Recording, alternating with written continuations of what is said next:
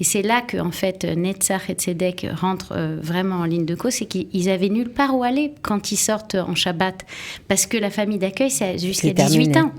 Donc, ils ont fait une autre maison qu'ils ont pris dans le kibbutz, qu'ils ont entièrement aménagée pour ces soldats. Je me disais, c'est magnifique comment, donc, Netzach qui est l'éternité et Tzedek qui est la justice, ils ont changé leur éternité. Le spectacle de Shirel est incroyable, moi je ne l'avais jamais vu. Donc on est très heureux que ce soit la première fois à Paris. On ne doit pas rater ce spectacle, hein. C'est une histoire magnifique. Ça dure 1h30 à peu près. Et on est pris entre les interviews, les vidéos, quand Shirel prend la parole. Quand on se réunit ensemble et qu'on chante et qu'on va parler d'Israël et de l'amour d'Israël, ça met un peu de baume au cœur. En aidant Netzach, vous aidez Israël. Vous la connaissez, elle chante depuis toujours, elle nous ravit avec sa voix magnifique. Shirel est avec nous aujourd'hui avec Bruno Lelouch, parce que tous les deux, également Tzedek, qui n'est pas sur le plateau mais qu'on salue, ils ont décidé ensemble d'organiser un concert en faveur des enfants en difficulté. Shirel, bonjour, bienvenue. Salut. Et merci d'être venue à Jérusalem. Merci de m'avoir invitée, comme ça je viens à Jérusalem. C'est trop bête d'habiter à 1 heure et de ne pas venir plus souvent. C'est vrai. Et nous, on est ravis de vous avoir en vrai. C'est bien d'être là. J'adore. Alors Bruno, vous êtes aussi avec nous, Bruno Lelouch. On vous connaît puisque, bien sûr, vous avez fait tant et tant depuis cette guerre pour les soldats d'Israël. Vous faites aujourd'hui aussi des actions pour aider les plus démunis, les enfants d'Israël qui sont dans le besoin. Qu'est-ce que vous avez l'intention de financer avec ce concert ? Avec ce concert, on va financer, on va aider avec l'association de Tzedek les enfants, les maisons d'enfants d'accueil. Ce sont des maisons où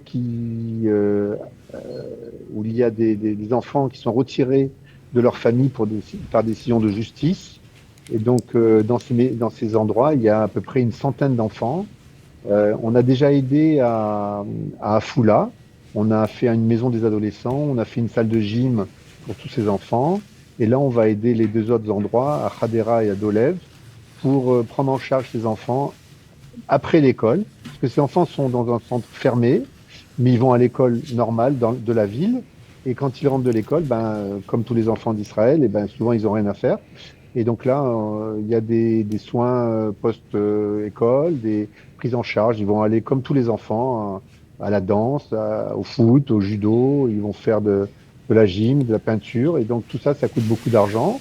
Dans chaque centre, il faut savoir qu'il y a à peu près une centaine d'enfants, en plus des enfants des familles qui habitent, donc ça fait beaucoup de monde, et voilà, on va aider à cela. On a visité le centre de Afula, et c'est très touchant de voir toutes ces familles, et tous ces enfants qui sont pris en charge. Et il faut dire que c'est pas n'importe quel enfant. Ce sont des enfants dont les parents sont soit en prison, soit des problèmes sexuels, soit des problèmes d'enfants battus, soit des enfants abandonnés tout simplement. Moi, j'ai vu une famille, une fratrie de 4 enfants abandonnés par leur père israélien. Leur mère thaïlandaise était décédée et donc les enfants ont été abandonnés. L'État les a adoptés et ils ont été placés dans ces centres. Et ça fait 1 an et demi, 2 ans qu'ils sont là-bas et les résultats sont magnifiques.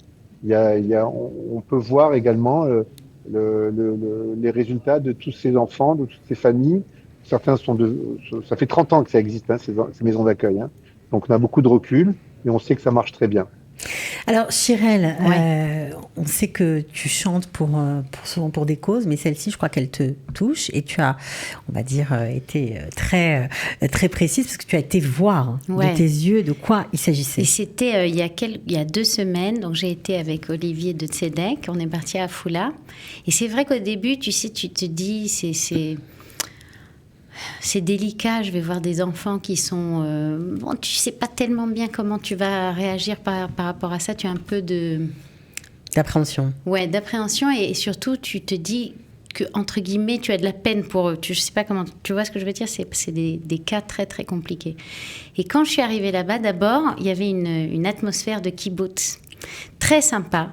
Et donc j'ai été accueillie par le responsable de l'endroit avec une dame et ils m'ont expliqué exactement comment ça se passe pendant 2h30. Tu vois, j'étais assise dans un bureau et ils étaient tellement précis. Ils avaient pris chaque enfant, qu'est-ce qu'il faisait, quelle activité pour celui-là, là, il y a un bus qui vient le chercher à 7h. Enfin, vraiment, ils sont rentrés dans les détails des détails et j'ai vu qu'ils étaient dévoués incroyablement. Et moi, j'avais plein de questions parce qu'en fait, ils sont accueillis dans des familles qui eux-mêmes ont des enfants. Donc, ils ont des maisons qui sont toutes les mêmes. Donc, d'un côté de la maison, tu as la chambre des parents avec la chambre de leurs enfants biologiques, une porte, et après, tu as le salon et tous les enfants des 12 enfants qui sont les enfants adoptés par cette famille. Et donc, ils ont tous la même maison. Et quand la femme, le soir, la mère, Megadel est la mère qui fait grandir, elle fait à manger. Par exemple, elle n'a pas le droit de faire un truc spécial pour son enfant biologique et pas pour les autres. Quand elle fait un truc, c'est pour tout le monde. Et donc, tous les soirs, ils sont entre 20 et 22, parce que tu as une chérote Léomis qui vient. 20 et 22 personnes tous les jours, tous les soirs à table, et chacune avec son rogue, son activité, son bus qui vient là. Et ce qui est génial, c'est qu'ils respectent la passion ou la difficulté ou pas, parce qu'il y a des enfants surdoués, il y a des enfants qui ont des problèmes aussi, comme tous nos enfants à nous en fait. Et c'est chacun très spécifique. Et ce que j'ai trouvé génial, c'est que vers la fin, tu vois, je posais des questions. Alors comment ils font après l'armée? Et c'est là que en fait Netzach et Tzedek rentrent vraiment en ligne de cause, c'est qu'ils avaient nulle part où aller quand ils sortaient à l'armée. Quand ils sortent en Shabbat, parce que la famille d'accueil, c'est jusqu'à 18 ans. Donc, ils ont fait une autre maison qu'ils ont pris dans le kibbutz, qu'ils ont entièrement aménagée pour ces soldats. Comme ça, ils se retrouvent dans l'endroit où ils ont grandi, dans une maison tous ensemble, où il y a un ping-pong, un truc, tu vois, et des machines à laver pour faire leur habit de soldat, enfin, tout. Et il y a une salle de gym aussi, comme il disait Bruno. Et j'ai trouvé ça extraordinaire. Et je suis après rentrée avec eux dans les maisons. Donc, j'ai vu les enfants. Et je sais pas, ils étaient tous tellement souriants, tellement heureux, tous ensemble, avec des âges différents. Et tout, c'était fabuleux. Je suis ressortie de là-bas, j'étais... je sais pas, en fait, j'avais pas en fait du tout la même énergie qui était entre guillemets d'avoir de la peine ou de me dire quelle injustice. Je me disais, c'est magnifique comment donc Netzach qui est l'éternité et Tzedek qui est la justice, ils arrivent à, en fait, ils ont changé leur éternité. Ils ont changé leur destin. Ils ont changé leur destin et donc ce qu'ils vont laisser derrière eux. Et un dernier truc qu'elle m'a dit que j'avais trouvé génial, c'est qu'une fois qu'ils ont 16 ans, 17 ans et qu'ils ont envie d'apprendre un métier, eh ben, ils vont leur trouver des cours, donc que justement les dons que vous allez donner, ben, ça va vers ce genre de choses. Ils vont les former, par exemple, il y en a une qui voulait être maquilleuse, mais après ils vont leur acheter, tu vois, tous les ustensiles, le matériel. Ils vont leur donner les kelim, ils vont leur donner en fait... les instruments pour avoir une vie, et il y en a plein qui sortent de là et qui ont des jobs extraordinaires et voilà, qui ont refait, qui ont changé de parcours. La résilience d'Israël. C'est fabuleux, fabuleux. Alors, ce qui est génial, c'est que tu vas chanter, et si vous avez déjà eu la chance de voir le spectacle Yantel et moi, c'est aussi une quête, Yantel et moi. C'est une quête, c'est une quête permanente. Une quête, non mais c'est vrai, c'est une quête personnelle, c'est vraiment aller à la recherche de ce qu'on a au fond de soi. Et ça matche un peu avec le destin de ces enfants qui sont ballottés, qui sont un peu perdus. Eux aussi doivent traverser tout ça. Donc je trouve que la résonance est très belle. En fait, comme... il dit mon père souvent, ne m'indiquez pas le chemin, je risquerais de ne pas me perdre. Donc en fait, c'est dans ces détours et c'est dans ces difficultés et ces épreuves, je ne me compare pas du tout aux épreuves de ces enfants, bien évidemment, mais c'est dans ces épreuves qu'on devient qui on est supposé devenir pour faire ce tikkun, pour faire cette réparation dans cette vie-là. Et donc, oui, le chemin, c'est ça l'histoire en fait, c'est le chemin, c'est pas la destination.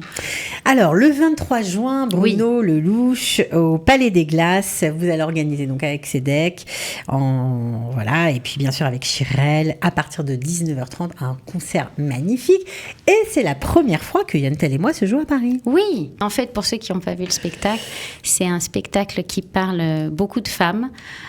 J'ai enregistré des témoignages de femmes d'Israël de tous les âges et de tous les genres d'environnement, des Israéliennes de cette génération, des Éthiopiennes, des Russes, des Arabes israéliennes, et qui vont parler des sujets clés du spectacle qui sont le souvenir, le père, Papa Can You Hear Me?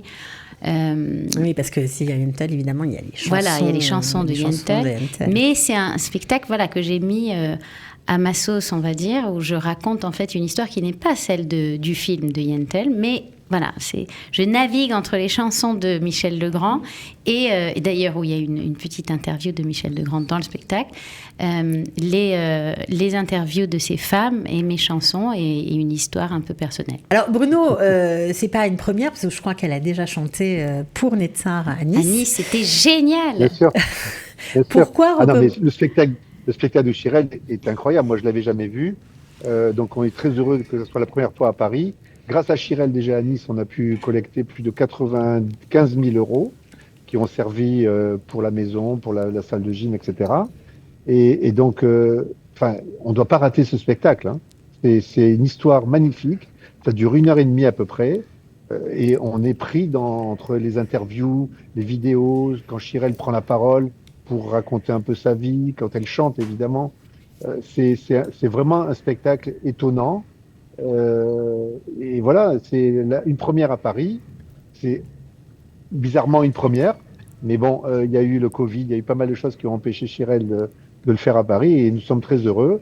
Et la salle doit être comble. C'est parce qu'en fait, je devais le faire avec toi, Bruno. Exactement. Je sais, on devait le faire ensemble. Déjà, alors, il y a eu le Covid. L'idée, bien sûr, c'est de récolter de l'argent parce que chaque billet permettra aussi d'apporter un peu plus de bien-être à ces enfants d'Afula, de Khedera et de d'Olev.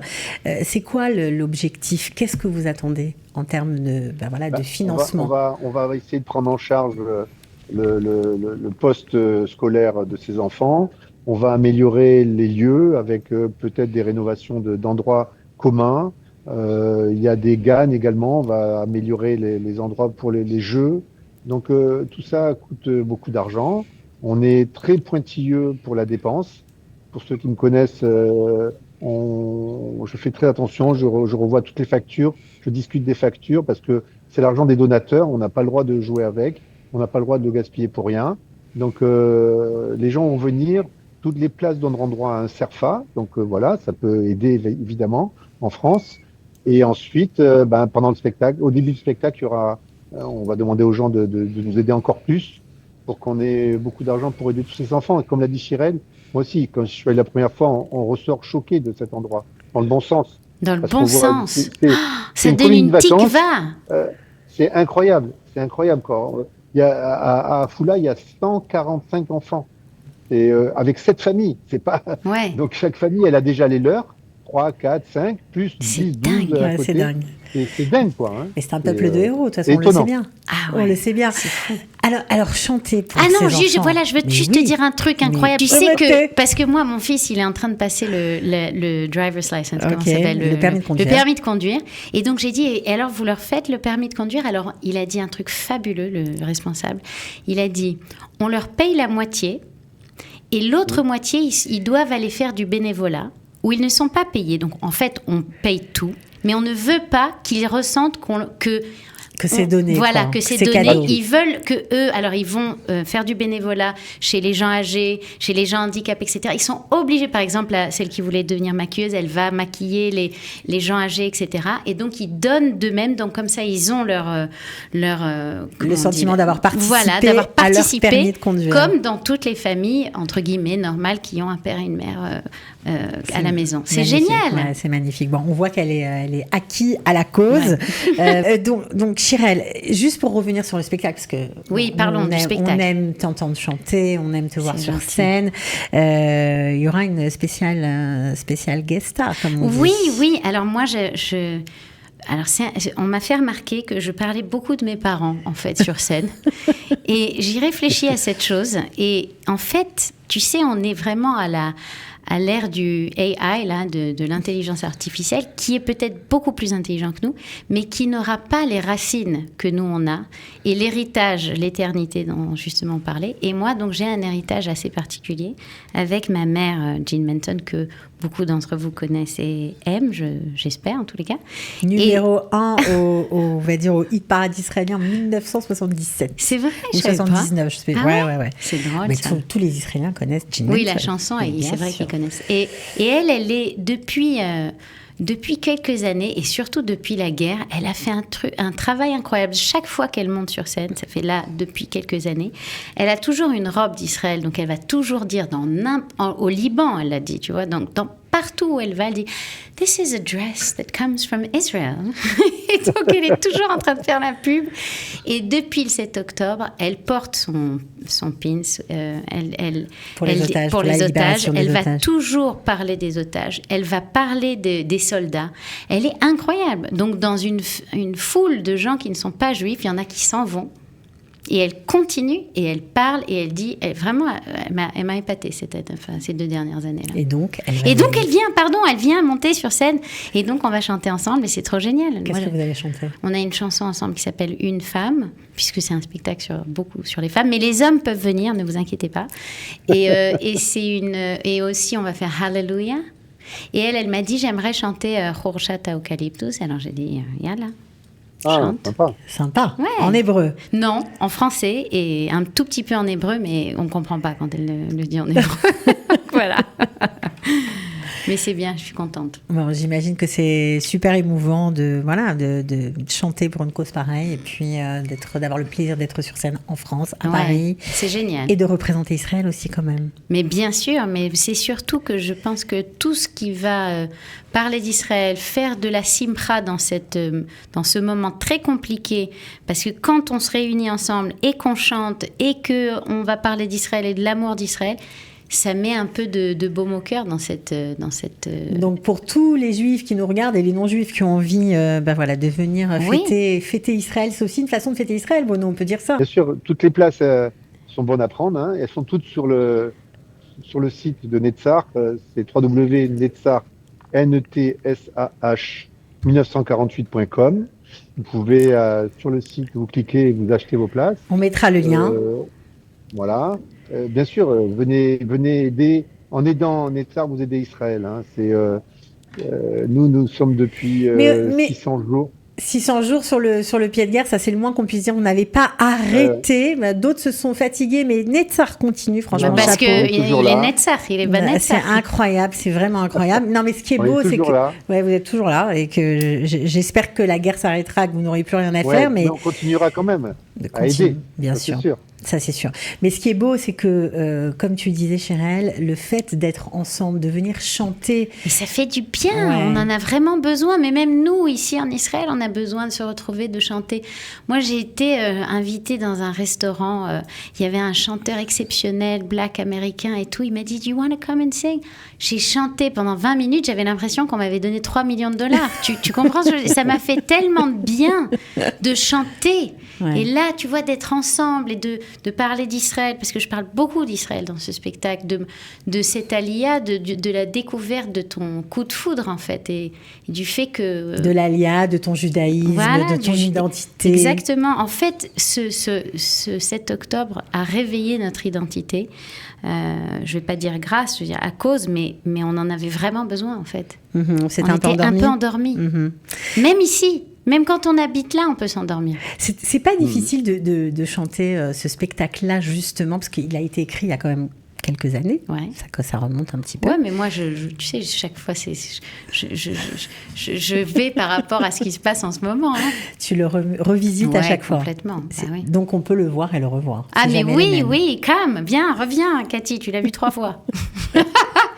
Ok, alors Bruno, en tout cas, merci beaucoup au nom de tous ces enfants d'abord, parce que c'est vraiment une démarche des Juifs de la diaspora extrêmement touchante pour nous qui vivons ici. C'est vrai que ça fait du bien de se sentir toujours soutenu par tes actions.